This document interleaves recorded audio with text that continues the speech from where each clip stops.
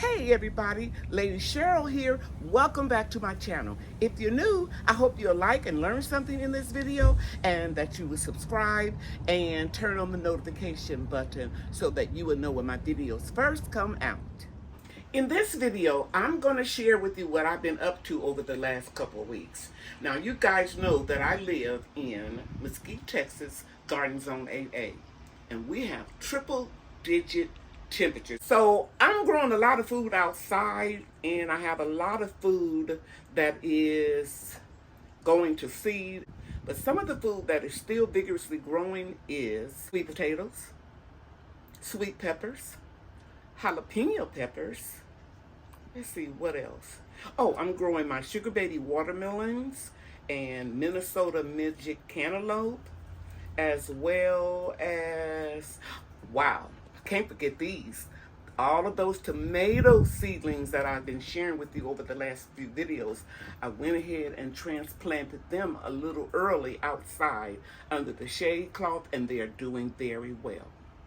Now, our temperatures are going to start cooling off toward the end of the month. So I need to start my leafy greens.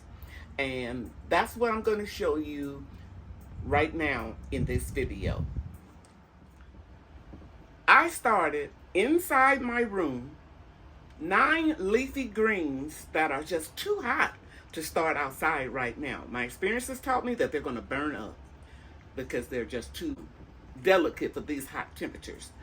Now, those 9 leafy greens are what my family enjoys the most. We have a lot of those greens canned. We have a lot of them frozen. So this fall and winter that I'm going to be growing these leafy greens, I want you to know that everything is going to be covered up with frost cloths when the temperature gets below 40 degrees. Most of them can take a very low temperature, and I will share with you each one at a time. The first one is collards. Our favorite is Georgia collards. I started these on the 9th, and you can see 2 of them have germinated, and I'm waiting for the rest of them to germinate. The seeds were old, so I may have to replant some seeds in here, but I'm going to put them up under this grow light. And you can see that the grow light is going to be about 2 inches from the dome. Now, Georgia collards can take a very low temperature, all the way down to 0 degrees. I don't have to cover them if I don't want to. As we get colder and colder during the months of December and January, I'm going to cover them up. However, collards do taste sweeter when they have been kissed by a frost. So I'm going to make sure that they get kissed by a frost by leaving the covers off of them when it gets to around 32 degrees. Okay? But they can take all the way down to 0. Some varieties can take down to about 10 or 15, but the Georgia collards, from my experience in growing them, has taught me they can take down to 0. In fact, I'm going to tell you a little story about my aunt. My mother's last surviving sibling lived in Indiana, and she was in her 80s, and she had a garden every year. And she would send me pictures of her collards that would come back after their winter, and they would get below 0. So in some extreme cases, collard greens can take below 0. Okay, now let's move on to the next one. The next one I'm going to share with you is spinach. Bloomsdale spinach is what I'm growing. I started them on the 9th of this month, and they haven't germinated at all, as you can see. It takes about 12 days. It takes a little longer. These seeds are old too, so if I have to replant some of these seeds, I would do that too. But again, I'm going to take them over here, and I'm going to put them under the light. Now, if you're wondering where I got these little 12-pack sales from, it was Amazon. I'll try to leave a link to everything in the description box because I don't do a store or anything like that. But I know a lot of people follow me and they want to know where I get everything from. Now, let me tell you about that Bloomsdale spinach. And I like noble spinach too, but Bloomsdale is my favorite. And last year I grew winter spinach, which could take a temperature all the way down to 0. But it wasn't as tasty as the Bloomsdale spinach. But it could take a temperature, let me look at my little notes. You know I'm getting old, I'm a senior citizen. It could take a temperature down to 20. And if you want to try the winter spinach, it could take a temperature as cold as 0. The next thing I want to share with you is my Swiss chard. I'm growing,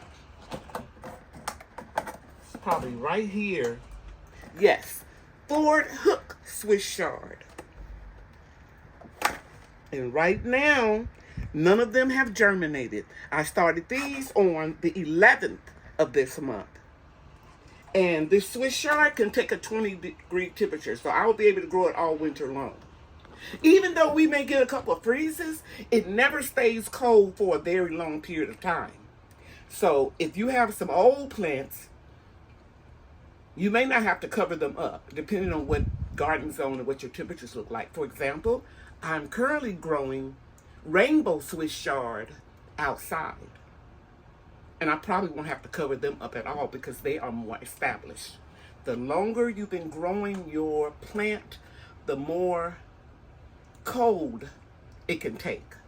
So the number 3 seeds that I shared with you today, out of the 9 I'm going to talk about, is Ford Hook Swiss chard. The next one, and that is going to be number 4 and 5, and I think I have it right here, sure do, and that is kale.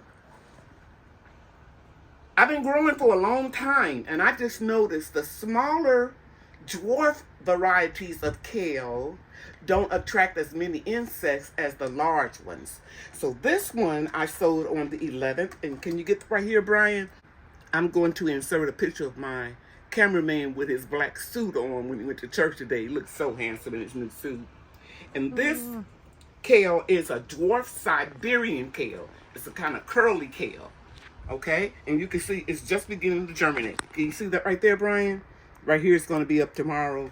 I got 2 coming in here, and then of course 1 here. Now, what I do is, once I get the majority of the seedlings to germinate, I remove the dome off. But right now, we need that moisture. And let me share something with you. See if I can pick one out here. The reason, some of these seedlings I planted in potty mix. You can use seed starting mix, and then also you can use these little peat pellets. The reason why I'm using these because I am living with my daughter. They have a beautiful home, and she's OCD, and I try to keep everything as neat as I can, and I was wasting a lot of potty mix, so I decided to use these little peat pellets. But I want to offer you a little pearl from Lady Cheryl. Don't plant these in your soil without first removing this little netting on it, because contrary to popular belief, it does not disintegrate in your compost like most people, I shouldn't say most people, I should say most manufacturers tell you. So I peel them off. I take a little scissor and cut a little slit down the sides, and I peel them off because I've gone back in my compost that I had started years ago, and that netting on these peat pellets was still whole.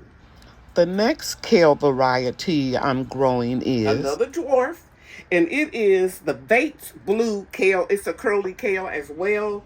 We started it on the same day as I did the other one, and you can see we have a couple seeds showing out, but we don't have as many as we want to, and as soon as we get more, then I'm going to take the dome off.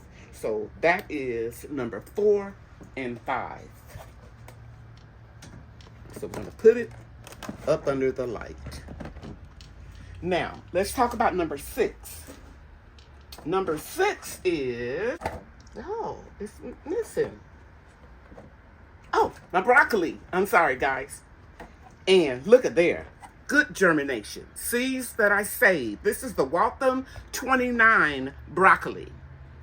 It's Bria's favorite, her favorite variety.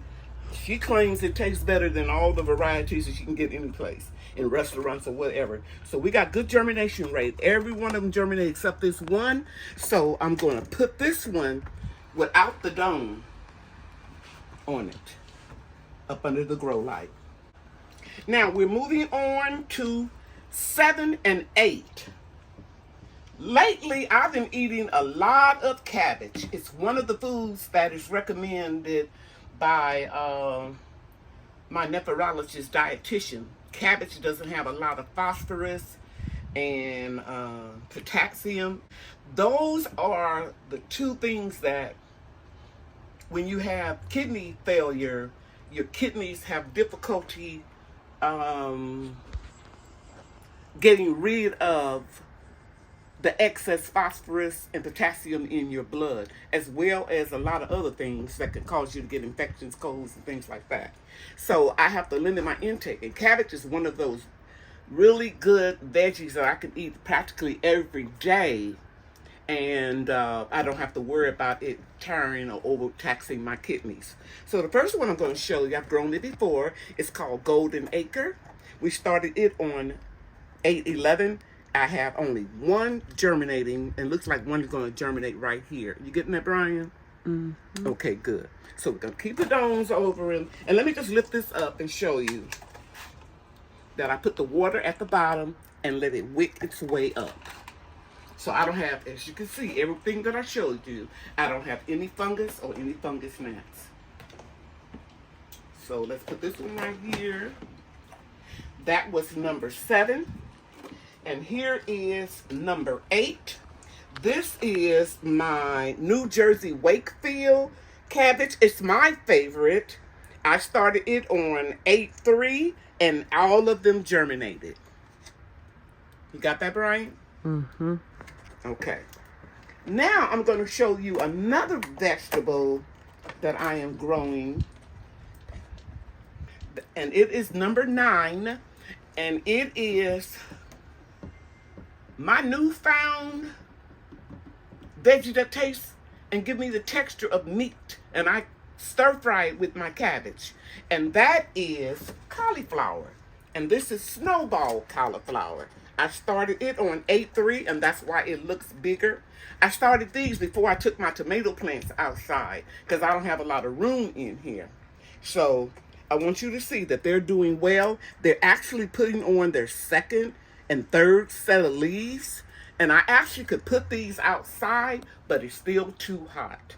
So I'm going to put some books right in here and some more containers, and I'll put these, I'll slide this grow light out. You see that, Brian? You got that? I'll slide all the grow lights out, and I will make sure that I have these about 2 to 3 inches away from my light. And this is the snowball cauliflower. I got it. The hands are quicker than the eye. Yes. So that's number 9. Okay, and there's one other thing that I want to show you to thwart off or repel insects. I've got a lot of marigolds planted in here. I just did these the other day, so I'll let you know when they come up. But yeah, I'm in my bedroom. You can see the window here. I can look out here and look at my garden. You don't have to worry about that, Brian. But I can look out and see the majority of my garden.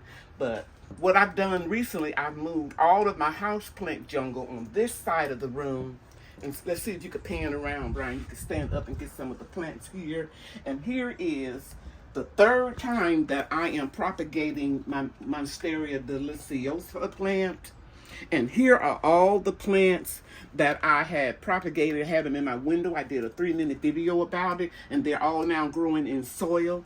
Brian, if you can get over here,